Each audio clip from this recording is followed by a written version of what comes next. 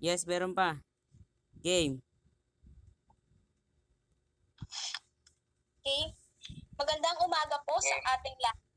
Bago po natin na simulan ng ating pagtatalakay patungkol sa panitikan sa panahon ng mga Kastila ay mangunguna po natin ay ang panalangin. Sa ngalan ng Ama, ng Anak, ng Espiritu Santo. Amen.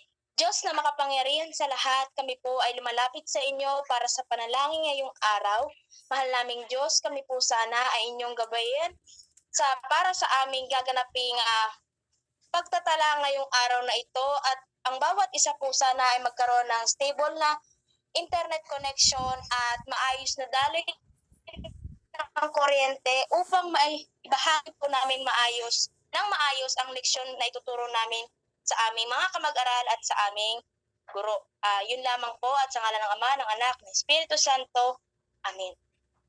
Ngayon pong araw, tatalakayin natin ang patungkol sa panitikan sa panahon ng mga Kastila. Panimula, layunin ng mga Kastila ang pagpapalaganap ng relihiyong Katolika, Apostolika, Romano o tinatawag nating Katolisismo. Sa kanilang pangingibang po, kaya naunang ginanap ang pagninisa at pagbibinyag sa mga katutubo. Hindi gaanong nabanggit na layunin din nilang mapalawak ang kanilang sakop at mapalawak at ang mapagbibilhan ng kanilang produkto. Noong panahong iyo'y wari hinating na ang mga Kastila at Portuges ang pagdaigdigan upang kanilang magalugat at masakop. Inaasahang pagkatuto, matapos ang pagtatalakay, ang mag-aaral ay inaasahang maipaliwanag at maipakilala ng malawak sa napag-unawa sa mga paksa, magkaroon ng malalim na pagkalunat sa panitikan ayon sa pagtalakay nito mula sa kasaysayan, naunawaan ang dahilan at pinagmulan ng mga kinagisnang kultura at tradisyon ng pamayanang kinabibilangan. Kaligirapang kasaysayan. Nababalikan ang pinagmulan sa panahon ng Kastila na ipapakilala ang mahalagang tao kaugnay sa panahon ng panitikang tinalakay, nasusuri ang kahalagahan ng panitikan ng Kastila at pamuhay ng mga Pilipino. Panahon ng Kastila. Layunin daw ng mga Kastila ang pagpalaganap ng relihiyong Katolika, Apostolika, Romano sa kanilang pangingibang buo, kaya unang ginanap ang misa at ang pagbibinyag sa mga katutubo. Noong mga panahong pumunta ang mga Kastila sa ating bansa ay pinalawag nila ang kanilang Katolisismo sa pamamagitan ng pagpapahayag ng kanilang mga kagawian at mga kanilang patungkol sa kanilang relihiyon. Noong mga panahon din po yun ay nabanggit din na kaya po ang mga Kastila ay nagdalugat sa buong mundo ay dahil naghahanap sila ng mga pampalasa.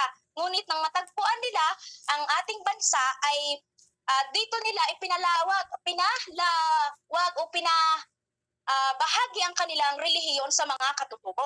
Noong unang panahon din po, nung panahon po ng Kastila ay meron na ang mga katutubo ng ating sariling panitikan. Ngunit dahil nga po ay ito'y taliwas sa kanilang relihiyon, ito ay sinunog dahil ito daw po ay nagsisilbing demonyo. Ang kapuluan din po ay pinangalanang Pilipinas dahil po ay bilang parangal kay Haring Felipe. Ang nagparangal po ng pangalan ng Pilipinas ay si Roy Lopez de Lobos.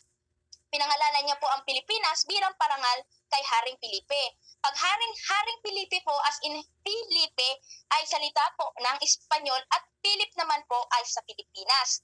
Noong unang panahon din po noon ay meron na rin po tayong sariling pamahalaan. Kung ito po itatandaan natin sa ating kasaysayan ay meron po tayong namamahala dati sa bawat lugar na mga dato o mga namumuno po, mga nakakataas na mga namumuno o tinatawag nating mga dato. Ngunit nang dumating po ang mga Kastila sa ating bansa ay nagkaroon po tayo ng bagong namumuno na ang mga namumuno po ay nangangasiwa sa ating bansa noon ay isang gobernador general. Noong panahon din po ay hawak ng mga prayle ang edukasyon ng mga bata. Bakit po? Sa kadahilanan po ng mga panahon na yun ay malaki po ang kapangyarihan ng prayle sa pamahalaan noon dahil malaki po ang impluwensya ng simbahan sa pamamalakad ng ating bansa noon. At dahil po dito, hinawakan po ng mga prayle ang edukasyon ng mga bata sa pamamagitan ng pagpapapasok nila sa mga imbento. Kaya kumbento po pala, kamali.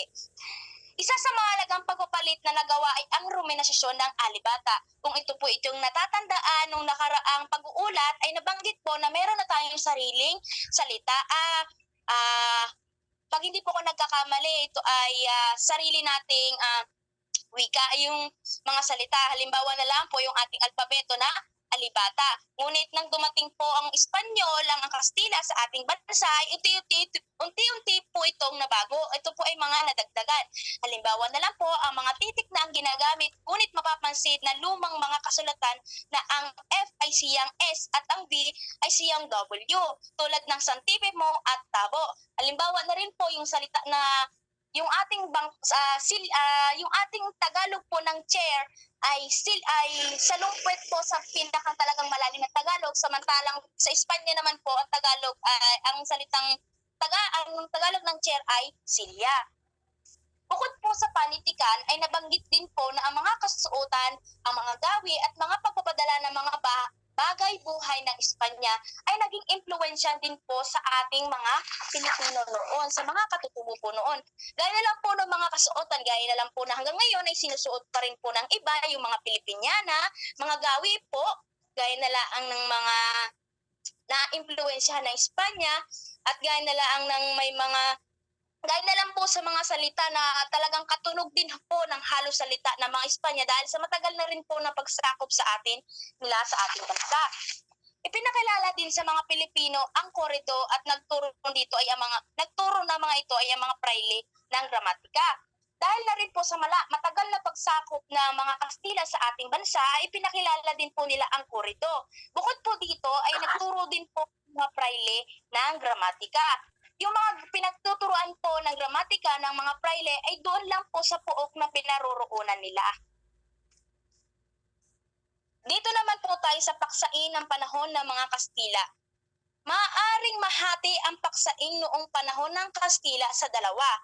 Una, panahon ng panitikang pansimbahan na kinabibilangan ng mga dalit, nobena, buhay-buhay ng mga santo at santa, mga tulang pansimbahan, sermon at mga nauukal na kagandahang asal.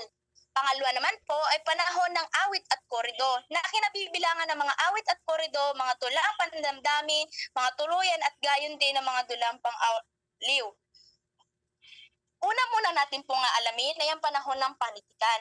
Ayon po dito, layunin ng mga Kastila ang pagpapalaganap ng relihiyon, kaya ang unang panahon ng pananakop ay pagpapalaganap ng panitikang pansimbahan at kagandahan. Base po dito sa aking pagkakaintindi, noong unang panahon po kasi para mas mapadali po na masakop ang ating bansa, ay ipinairal po nila ang pagpapalaganap ng panrelihiyon, which is yung kumbaga po ay yun po yung Katolisismo na mas na-accept po, natanggap po ng mga tao dahil nga po sa pagpapalaganap nila dito. Dalit. Ang dalit naman po ay tumutukoy sa pagsamba o sa pananampalataya sa ating Birheng Maria. Ito po ay ginaganap tuwing Mayo, kung saan kapag Mayo po ay meron tayong tinatawag na Flores de Mayo. Kadalasan po dito ay ang mga bata na sumasambit sa pananampalataya kay Birheng Maria. Ayon po dito, iba't ibang santo at santa ang pinagdadalitan. May dalit kay Maria na naging kaugalian na sa mga lalawigan ng Bulacan, Nueva Ecija, Rizal, Laguna, Cavite, Marinduque at Mindoro. Ginaganap ito tuwing Mayo. Nag-aalay ng mga bulaklak ang mga bata hanggat dinadalit ang pagpuri sa mahal na Birhen. Base nga po sa sinabi ko kanina, ito po ay ginagawa tuwing Mayo. Kumbaga po ay tinatawag natin itong Flores de Mayo. Mga nobena. Sa mga nobena naman po, Ito ay ang mga katipunan ng panalangin na kailangan ganapin sa loob ng 9 na araw. Ito'y hango sa mga akda noong unang panahon pa ng mga Kastila, gaya ng Berhen ng Kapayapaan at mabuting paglalayag noong 1981 ni Padre Joaquin Tuason. Ayon din po dito sa aking nakalap ay ang mga ritual ng mga katutubo ay isang ring uri ng paglulubena sapagkat may mga pagdiriwang na may kaugnayan ng halimbawa sa kanilang pagpapasalamat sa magandang ani o paghingi ng ulan o pagpaalis ng sakit ng pananalasa sa kanilang tribo o pag-aalis ng sakit ng kabilang pamilya o pagliliwang ng mga yumauna. Noong unang panahon din po ay mayroon pong nagawang unang mga nobena. Gaya na lang po ng naunang akda na nobena kay Santo Domingo de Guzman noong 1889 na ang ibig sabihin na ang nakalakap po sa nobenang ito ay ang nobenang hain ng bayan mong binang kay San Isidro Labrador noong 1893 ni Padre Modesto de Castro. Ating talakayin naman po natin ang mga buhay-buhay ng mga santo at santa. Dito naman po ang mga akda na isinulat patungkol sa mga pagdadaliwalhati at pananampalataya sa mga santo at santa. Halimbawa na lang po kung ating pong matatandaan ay yung may mga palabas po ng kagaya ng sa Superbook patungkol po kay Jesus na patungkol sa kanyang pagpapasakit sa atin. So ito po ang halimbawa, ito po ang ibig sabihin ng mga buhay-buhay ng mga santo at santa. Halimbawa na lang po ay yung mga kwento rin po ng mga santo at santa, gaya na lang po nung kay San Pedro, kung hindi po ako nagkakamali, yung pong may hawak ng manok. Isa rin po yun sa halimbawa ng mga kwento ng buhay-buhay ng mga santo. Ayon naman po dito, sa layunin ng mga Kastilan, magpalaganap ang reliyon. Sa pamamagitan nga po ng kanilang mga akda, yung kanilang mga librong inilikha, sa pamamagitan nun, ay mas napalawag pa nila ang pagpapalaganap ng kanilang relihiyon. Isa rin pong halimbawa dito ay mabibilang dito ang pasyong mahal na buhay at pagpapasakit ng Panginoong Hesukristo. Yun na nga po, nabanggit ko na rin po yung patungkol sa pagpapasakit ng Panginoong Hesukristo upang matubos ang tao sa pagkakasala. Pangalawa naman po ay akdang pangmagandang asal. Dito naman po sa akdang pangmagandang asal ay kasama sa akdang nauukol sa kagandahang asal ang akda ni Padre Modesto de Castro na ang kanyang ginawa ay Urbana at Pilisa. Ito naman po sa Urbana at Pilisa, ito po ay kwento ng ito po ay kwento ito po isang naglalaman ng pagsusulatan ng magkapatid na sina Urbana at Pilisa. Ito po ay patungkol sa pawang nauukol sa kabutihang asal na ang nilalaman ng aklat na ito. Kaya malaki ang nagawang impluwensya nito sa kaugalian ng panlipunan ng mga Pilipino. Malaki po ang naging impluwensya ng Urbana at Pilisa dahil nga po sa kaugalian na ipinakita na mababasa sa mismong akda na nilikha ni Modesto de Castro. Karagdagang impormasyon po ay si Padre de Modesto po ay tinaguri ang ama ng klasikong tuluyan sa Tagalog. Pangalawa naman po ay panahon ng awit at korido. Ang awit ng korido po ay nahati sa 4 na bahagi. Ito ay awit ng korido, tuloy ang pang-aliw, tuloy ang pang-aliw. Awit at korido, metrical romance. Batay sa inyo, ang awit ay binubuo ng 12 pantig sa loob ng isang taludtod sa isang taludturan.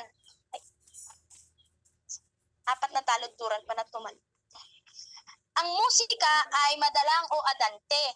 Ang paksa ay tungkol sa bayani at mandirigma.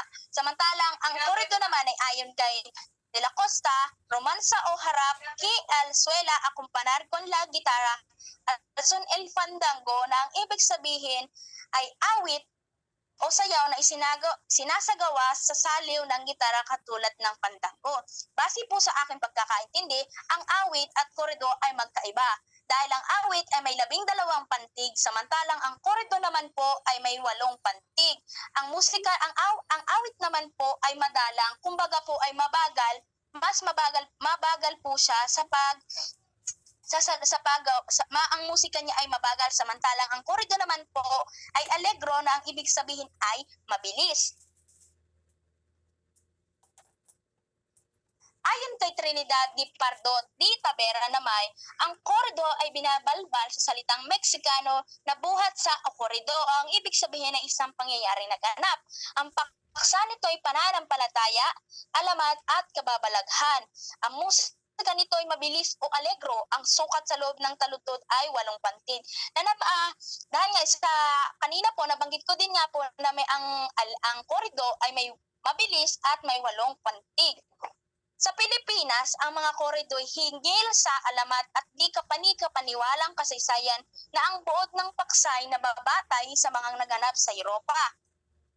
Karaniwang nasasabing bibig lamang at hindi batid kung sino ang may akda.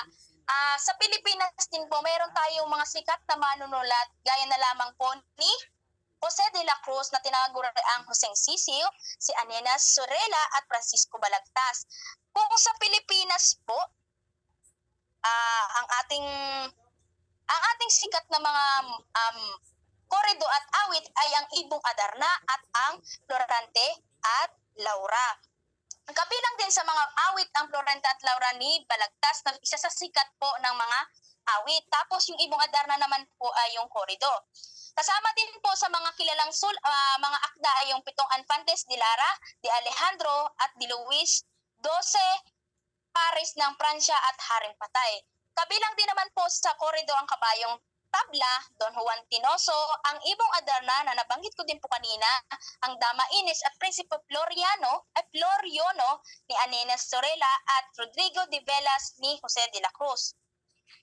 Dito naman po ay yung kasama din po ito sa kasama din po ito sa awit at corrido. Yung tulang pang-aliw po, mga halimbawa po nito ay yung Philip de Jesus Inantag na unang panay ng Makata, Arte de Puerto de Tagalo ng 1885 ni Padre Francisco Buentillo at pinagsalit-salit na Manyaga Bulaklak o Sarisang Tula na tungkol sa mga historya ng bayan-bayan sa Pilipinas. Kasama din po dito ang kaugalian ng Mangga Tagalog, Mangga Kahatulang Pakikinabangan at iba pang mga kalulugdanang balanan noong 1880. Kasama din po dito sa awit at corrido ay ang tuluyang pang-aliw. Ang halimbawa po ng mga ito ay yung Barlaan at Kisapat ni Padre Antonio de Borja, Mangga Buhok na Nangungusap, Tandang Basyo Makunat na 1885 ni Padre Miguel Lucio Bustamante. Tumuko naman po tayo sa tula. Ang Latino po ay mga tulang halong Kastila at may halong Kastila at Tagalog ang wika. Sa panahong ito, ang mga dalit at salmos ay nagsisimula sa mga praile at sa kanilang mga sinulat ay makikita ang katibayan ng pagpapalaganap nila ng kanilang wika bukod pa sa papalaganap ng reliyon. Dahil nga po, para mas matanggap po ng mga katutubo noon ang relihiyon ng Kastila ay pinag-aralan din po ng mga praile ang ating wika. Sa pamamagitan nga po ng paglalagay nila ng diksyonaryo ay hinaluan po nila ang ating wika ng wikang Kastila. Ang mga dalit nila ay 8 pantig. Yun po yung mga halimbawa ng Ladino. Sa tulang pasalaysay o mga awit at corrido naman po, ang nangunguna ay ang Florante at Laura ni Francisco Balagtas at Ibong Adarna. Sa may paksang relihiyon, ang pasyon ang nangunguna. Ibig sabihin po, kapag po ang mga kilalang awit at corrido ay ang Florante at Laura at Ibong Adarna po, na yun po ang pangakilalang akda na sinulat po ng ating manunulat na si Francisco Balagtas. Samantalang naman po, ang kilalang paksang relihiyon naman po na akda ay ang Pasyon. Tumukoy naman po tayo sa dula-dulaan. Mayroon po noong unang panahon ng Kastila, mayroon po silang tiyak na pinangunahan ng tatlong tiyak na kaganapan sa dula-dulaan. Una po ay ang tahanan, na kumbaga po ito sa bahay po ginaganap ang pagkakaroon ng dula-dulaan. Kaya na lang po ang mga halimbawa nito ay kakaunti, ang mga nandito lang po ay mga kumbaga po ay parang kakaunting mga tao lamang, kumbaga ay pag may magtitipon sa loob ng kanilang tahanay, dito po sila nagkakaroon ng pagdudula-dulaan. Halimbawa po dito na mga ginaganap sa tahanan ay ang mga duplo at karagatan, bugtungan at dulog o papamanhikan. Gaya na lamang po noong unang panahon yung mga pamamanhikan po. Sa pangalawa naman po ay sa labasan. Sa pagkakaintindi ko po dito, sa labasan ay tumutukoy po halimbawa po ay sa mga pampublikong lugar, gaya na lamang po ng parke. Ibig sabihin po dito sa mga ginaganap na dula-dulaan ay yung mga tao ay pumupunta sa mga parke at doon sila dumudula. Ginaganap ang dito po sa labasan ay ginaganap ang mga panunuluyan o pananapatan, pangangaluwa, tibag, Santa Cruz, San, Marines at Hugas, Kalawang. At ang pangatlo naman po ay sa tiyak na tanghalan. Base naman po sa pagkakaalam ko dito ay ito po ay mga dula-dulaan na ginagawa sa pinakang entablado o tinatawag natin sa mga teatro. Dito naman po, ang mga gumaganap dito ay yung mga moro-moro, karelyo, sinakulo at sarswela. Yun lamang po ang aking tatalakayin yan. Maraming salamat po sa inyong pakinig at sana marami po kayong natutunan sa akin. Yun lamang po. Magandang hapon po sa ating lahat, lalo na po sa ating minamahal na guro. Ako nga po pala si John Asta Sungpo, ang susunod na mag-uulat sa Aralin 2, Anyo ng Panitikan. Sa layunin po ng Aralin 2 ay una, na babalikan ang pinagsimulan ng panitikan sa panahon ng Kastila. Ikalawa, na ipapakilala ang mga mahalagang akda kaugnay ng panahong panitikang pinalakay. Ikatlo, nasusuri ang kahalagahan ng panitikan ng Kastila sa gawi ng mga akda.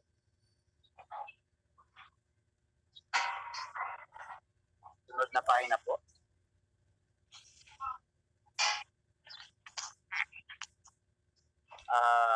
Dito po sa pinapakita sa pahinang ito ay mga konting buod na kaalaman tungkol sa kasaysayan po ng Pilipinas.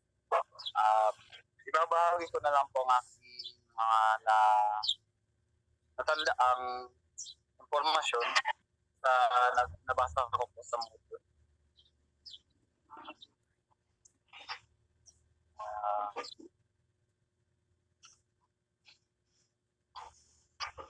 Unang nakarating ang mga Europeo sa Pilipinas sa pagdating ng ekspedisyon ng mga Espanyol na pinamunuan ng Portuguese na si Ferdinand Magellan. Noong ika-16 ng Marso sa 1521, pumalaot si Ferdinand Magellan sa pulo ng Cebu. Sinangkin ito para sa Espanya at binigyan ito ng pangalan na Islas de San Lazaro. Magiliw siya nakipag-ugnayan sa ilang mga lokal na dati. Nagdaos pa sila ng tradisyonal na sandugo kung saan pinalalabas ang dugo sa braso, inihahalo sa tubig o alak at iniinom nilang magkasama. Sa ganitong paraan, ang dugo ng kasama niya ay nasa kanyang mga ugat na ginagawa silang magkapatid sa dugo. Sila isang sagrado at hindi pwedeng walang bisa ang kasunduan. Nakumbinsi sila pa ni Magellan na maging Kristiyano.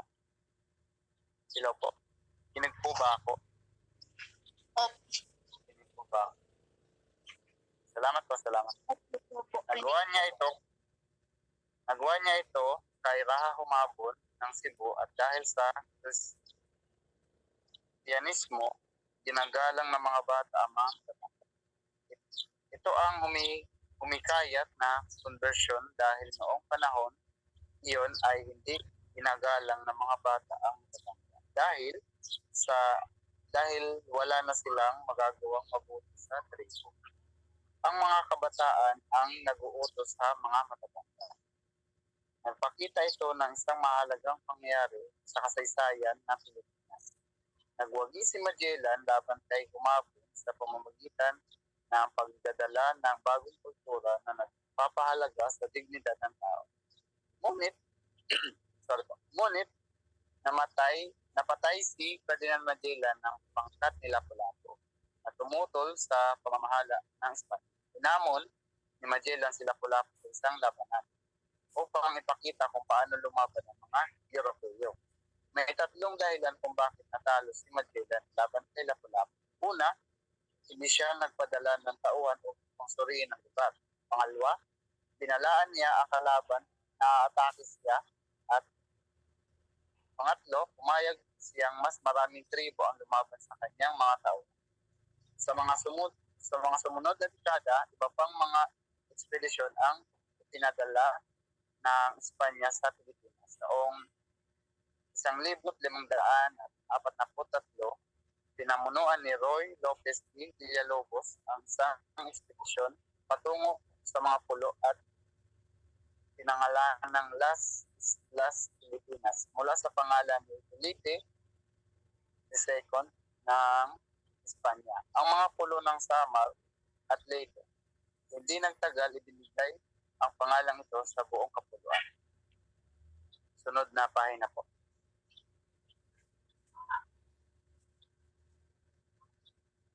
Mga impluwensya ng Kastila sa panitikang Pilipino.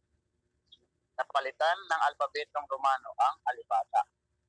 Ang pagkakaturo ng doktrina Kristiyana sa kinasasandigan ng mga gawang makarelihiyon. Nagdala rin sila ng mga tipong pampakanitikan mula sa Europa upang maging behikulo sa popularisasyon ng kanilang relihiyon at kultura. Sunod na pahina po.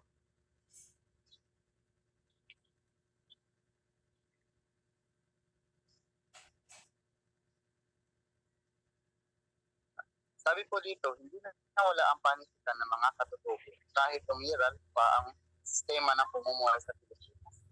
Buhay na bahagi ng ating panitikan ng alamat, awiting bayan, etiko, bugtong, salawikain, talinhaga, tanaga at iba pa.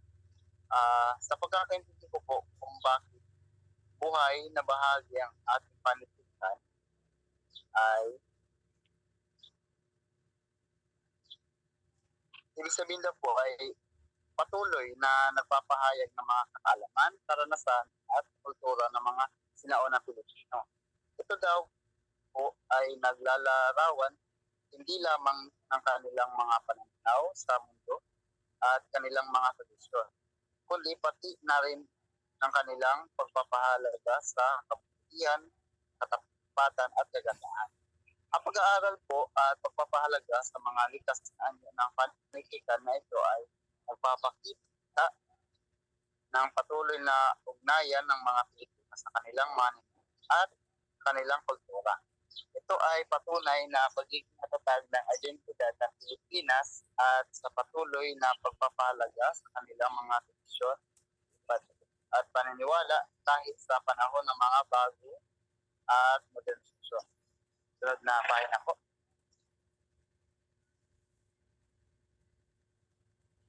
Sabi naman po dito, nagdala ng mga anyo ng panitikang Europeo ang mga Kastila. At bunga nito ay nagbago ang moralidad, pag-iisip, kilos, at pagtingin sa buhay ng mga Pilipino sa mga sentro ng pamumuhay. At pagkakaintindi ko po dito, noong panahon po ng kolonisasyon ng mga Kastila sa Pilipinas ay nagdala ng malaking pagbabago sa larangan ng panitikan at kultura. Sinama ng mga Kastila ang kanilang mga anyo ng panitikan mula Europa, tulad ng mga tela, tula, at iba pa. Ang pagpasok ng mga bagong anyo ng panitikan na ito ay nagdulot ng mga pagbabago sa moralidad, pag-iisip, kilos, at pananaw sa buhay ng mga Pilipino sa mga sentro ng pamumuhay. At ito din po, pinahayag din ang mga genre ng panitikan dala ng Pilipinas. Sunod na pahina po.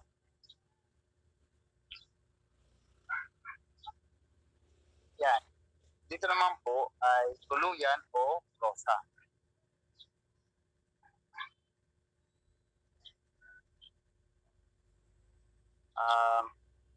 Ayon po sa nabasa ko po sa informasyon na kung ano po ang tuluyan o prosa, ito po ay pangkaraniwang anyo ng nasusulat o sinasalitang wika.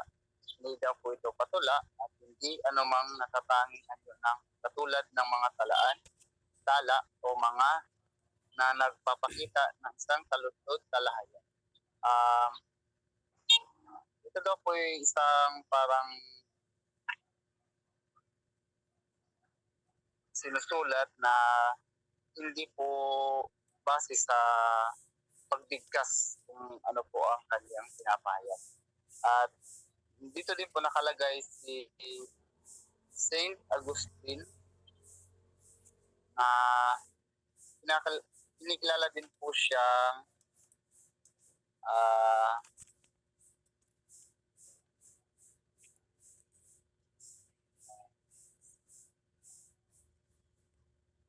sa kanyang kabataan ay naging malawak ang pag-aaral ni Saint Augustine po. Siya ay naging edukado sa filosofiya, panitikang Latino at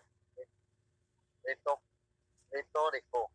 Siya rin ay naging maalam sa mga ritual at paniniwala ng mga pagano. So, yan po, parang mga dasal or ritual po ang parang pinapakita po. Sunod na pahina po.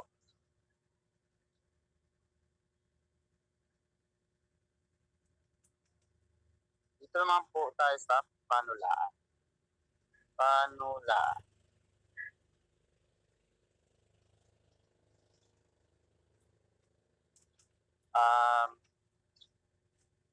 Ang panulaan daw po ay